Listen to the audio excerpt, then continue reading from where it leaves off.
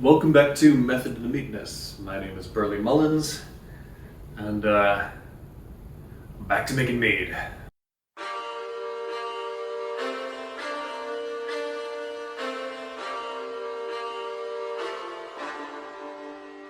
So I actually don't remember the order that I'm filming this in, and I don't remember what I've already said. That's going to be up to editor Burley to figure out, and scriptwriter Burley has been on a permanent vacation for this entire channel, so. Welcome back to Method of the Meadness. I'm Burley Mullins, and it's time to get smoky. Okay, if you saw that intro, you'll know that smoke is going to be involved in some way or another in today's mead. So what I'm doing is measuring out 3 pounds of honey to add to this, and I've got a smoker going outside. You'll get a video of the setup in a sec, and I also want to go over where I came up with the idea for this mead. Going back a bit to the roots of this channel, I was reading Stardust, the book, because I've been a fan of the movie for many years, and I finally got around to reading the book, and in it there is a description of what is possibly a mead. It might be a fey liqueur or cordial, and if I remember to pull it up for the edit, I'll put the actual text here, but and a little bit more context. Thank you, editor me. You save scriptwriter me, that lazy bastard, a lot of work. He has done nothing. Anyway, this mead is what I'm assuming is a mead. What I choose to believe is a mead is described as smelling of smoke, honey, and clove. And I thought that sounded really good.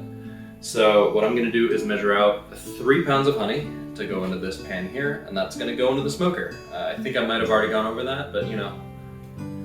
And I'm just doing a mix of wildflower and clover honey. I don't want anything too crazy for the honey for this, because the smoke flavor is going to dominate this. I've got this on a kitchen scale. You don't need to see this part. It's going to take forever pouring the mead out into this tin. When I go to pour it into the fermenter, the mead should be fairly warm, and that should go a lot quicker. So you will still get some pouring action in this video later. So I've gotten back into reading as well, and one of the books that I wanted to get into, especially after being a fan of the movie for so long, was Stardust. And imagine my surprise when a drink comes along that is not explicitly mentioned to be mead, but is probably mead. The description is, he could smell something intoxicating, like honey mixed with wood smoke and cloves. And that's enough of a description for me. I'll take that and run with it. And I decided to make this into a mead, partially because this was given to him by a fey being, and if it's going to be a fey being, it's going to be mead or cordial or something like that. The authors like to play with fantasy drinks and tend to be something like that, which is good for me, because I get to make mead from all these descriptions, which is exactly what I want. I don't know if I'll be able to cut to it now or later, but to get that smell of wood smoke, I decided to smoke some honey. Alright, just getting a quick video of the setup here, just so people can see what I'm doing. This is an Oklahoma Joe Highland. It is a little bit in need of cleaning. Got a chimney ready to start. I've got a pan of water. This is mostly for thermal mass, not necessarily for actual moisture ending up in the cook. It seems like that usually ends up being a negligible amount. In the chamber itself, I don't know if you can see them, but I have fire bricks wrapped in foil to make for easier cleaning later. And I've got the grate set up in a V formation, getting ready for the preheat. All right. I'm not sure what order I'm going to edit this video in, but if you saw earlier, or you will see later, I have a chimney full of coals and some chunks of wood. I'm gonna go ahead and get this started because these coals, when they're going, are going to be the heart of this cook. As long as I keep these coals fed and happy, this cook should go pretty well. So I'm gonna go ahead and light the tumbleweed that I have and get this going. This is gonna take like 30 minutes. It can be done faster if you've got like, you know, one of those fancy chimneys that allows like one of those plug-in fancy hair dryers. I don't know exactly how else to describe them, but something that just keeps hot air moving through it. It gets the chimney lit up super quick. But in this case, I'm just gonna let whatever air can make it through here, and light these coals. I've got time. You know, my hobbies are making mead and making barbecue. Patience is required.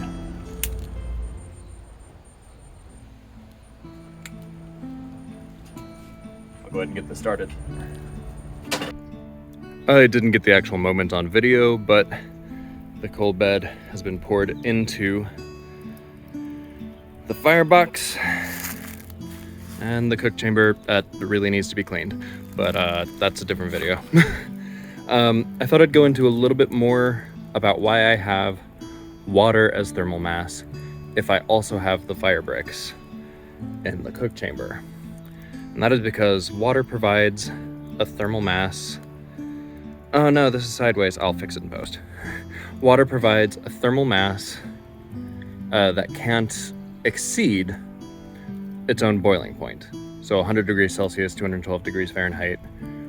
And that really keeps the temperature in the cook chamber itself from fluctuating so much and spiking so high when wood gets added to the coals. All right.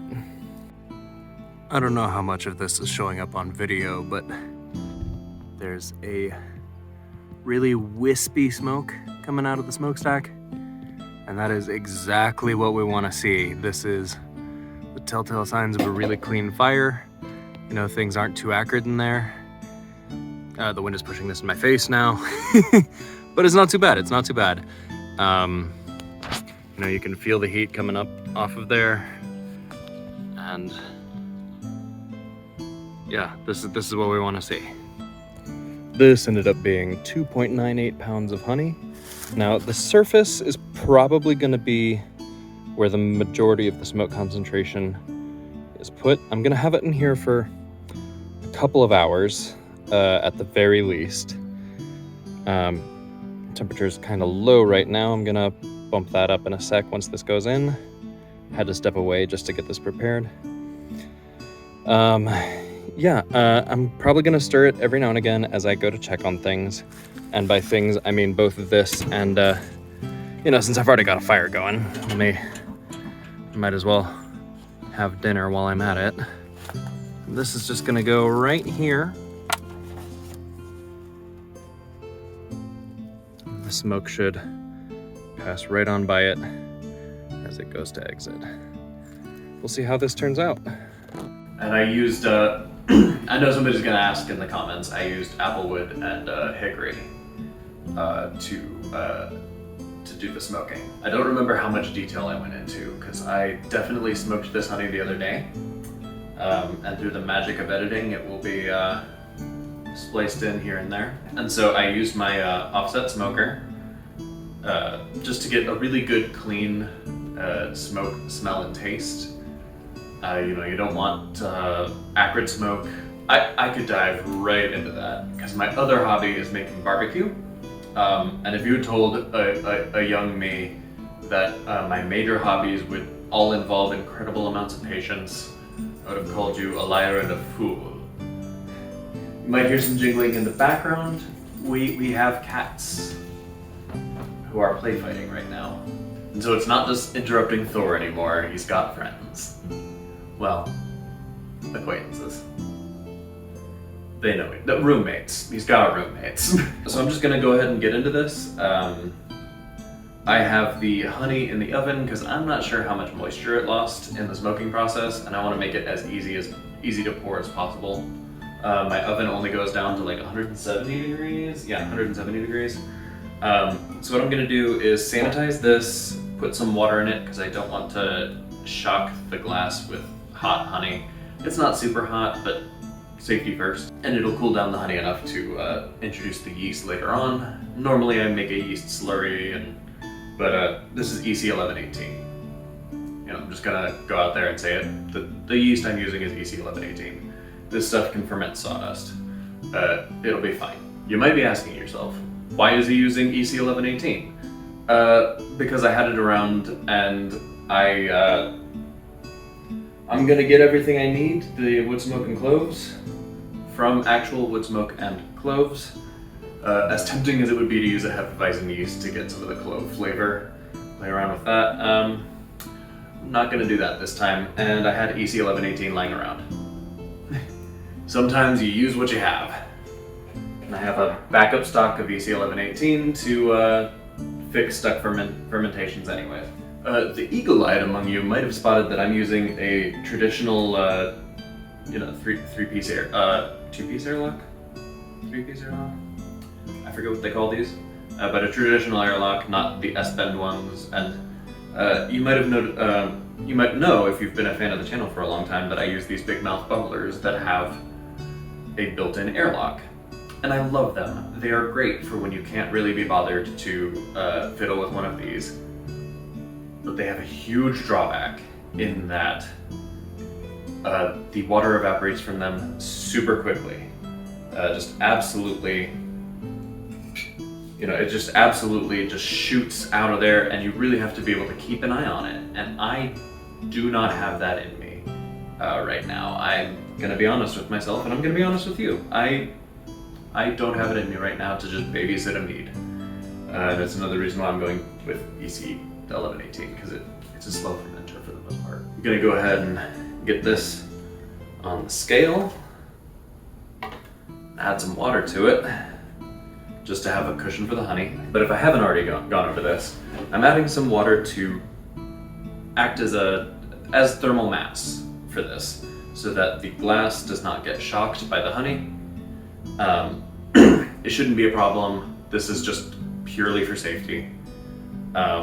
Safety first. Always safety first. It'd help if I turned on the scale, probably.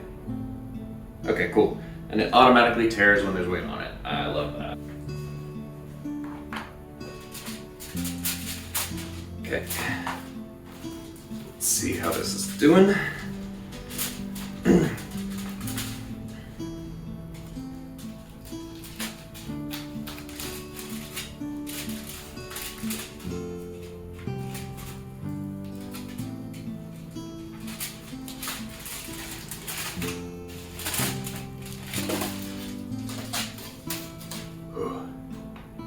Looks dark. It smells good.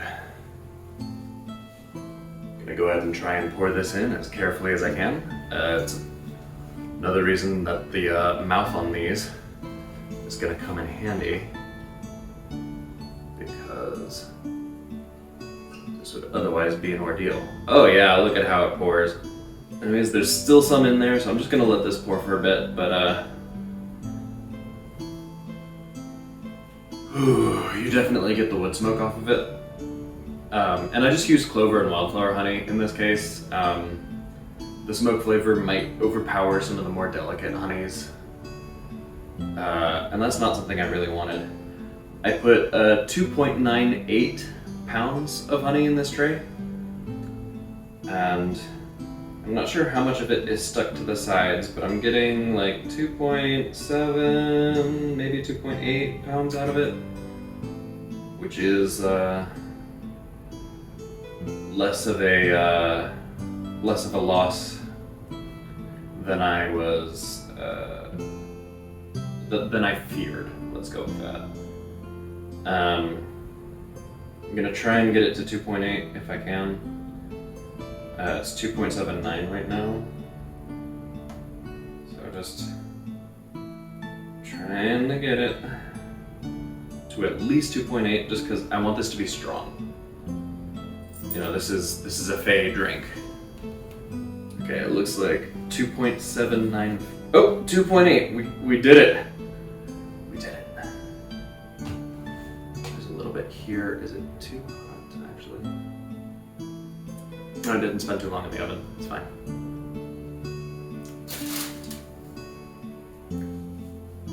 Ooh. Oh. It tastes roasted, a little nutty, and the smoke is just there. Just a layer in the background. It's there, it lets you know it's there, but it's not punching you in the face. This is a good sign, I think. So yeah, it came out to 2.8 pounds of honey. I'm gonna write that down. The difference between science and screwing around. I'm gonna add a little bit more water to it. Before I give it a shake. I don't want it to be too full when I shake it up because it, the lid seals, and it seals well, but it does not seal shaking up a gallon of mead well. Which, manufacturers, if you're watching this, which I know you're not, because my channel's not big enough, but if you were to watch this, a minor complaint. I didn't sanitize the lid, the little lid cap, but I have done so now. Putting that in, screwing it on tight. Trying to mix this up, because as always, you want to get the honey totally dissolved. Any undissolved bits of honey can just murder the yeast. The sugar concentration is too high around undissolved honey for yeast to survive. You'll still have plenty of yeast in the rest of it, and the rest of your must, but it won't be happy. You want your yeast happy. It's the yeast you could do. Okay, yeah, it's leaked a little bit, so I'm gonna give it a little wipe down. Again, manufacturers, if you're watching this, I know you're not. So what I'm gonna do is add the rest of the water in, and then give it a more gentle stir this time. I'll add a single clove. I never add more than 1 clove per gallon of mead. It is going to be in there for the primary fermentation, which can take some time, and the flavor dissolves into it pretty easily. So, and clove is pungent. You don't want it tasting like cough syrup, which I have gotten close to before, trust me. And as always, mark your glass fermenters where the gallon mark is. It'll save you a whole lot of headache and guesswork. And actually, before the stir, I'm gonna put the yeast in. Why not? We'll get the yeast mixed in there. We'll get the yeast mixed in really well, and it'll aerate the must a little bit more, which is what you want in the first 48 hours of the fermentation process. You want your yeast to propagate. And the first part of fermentation is an aerobic process of yeast propagation. And you want to help that along. Because I heated up the honey, it's dissolving really easily. I'm pretty happy with this. And actually, I can leave the big lid on for here, because all I have to add left is a single clove, which I'm endeavoring to open the jar of the jarro cloves we have. And you're just gonna grab one that looks, it's a clove. Looks like a clove. Making sure it is sanitized. Just drop it in the top. The cats are making it their personal mission to mess with this shoot. which I love in a cat. It's a great quality. I'm not even joking. I love a cat that likes to be involved. I was really glad to find out that these came with these drilled bungs. They didn't come with airlocks, but they came with these, which is a really nice touch if you don't want to use this built-in airlock, which, as I said, completely evaporates water. It's a pain. It is really convenient, but it is a pain. As always, everything gets sanitized. And this mead is good to go. In about 48 hours, I'm going to pop out this little airlock and add some yeast nutrient. I use Mead K. And again, it's mostly what I have on hand. Let's see how this goes. This mead from Stardust, given to Tristan, which my brain finally stopped correcting to Tristan after about 100 pages, was given. Don't forget to comment down below if you like this content, what you want to see me do next. You know, hit that subscribe button and the bell icon. Do all the things that YouTube says is good to do for a channel. Honestly, at this point, I need watch hours. If you could put these videos on in the background and just sort of just play them on a loop, that'd be great. Anyways, I've been Burley Mullins, and this has been Method of the Meadness. I will see you next time.